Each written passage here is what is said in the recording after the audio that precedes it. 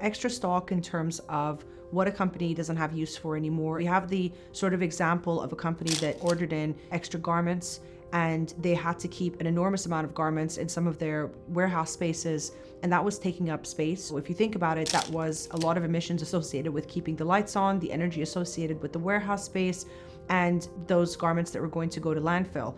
So they were actually going to be paying a waste management company about 15 to 20,000 dirhams to remove that waste, but they actually found a buyer for all of the garments that were excess at that time, and they made about $75,000 instead. They found a buyer that they created a long relationship with that needed this, that had benefits for them that they were struggling with very similarly. So the reduced lead times was important for them. They said, well, we don't want to get stuck with minimum order quantities. We would rather pay you guys a decent price for this. So it incentivizes them to ensure that they're not left with extra stock. They could co-buy with them. It gave them more purchasing power as well to be able to meet those sort of minimum order quantities, and of course reduce their costs and emissions associated with storing it and long transportation costs as well. We think about all of the fruits, vegetables, even non-perishable items that are thrown away by supermarkets and restaurants every day. These are seen as waste streams, and we don't really think that there's any opportunity for them. They're often just removed and thrown straight to landfill. But if we're able to find local buyers within these networks that can redistribute that,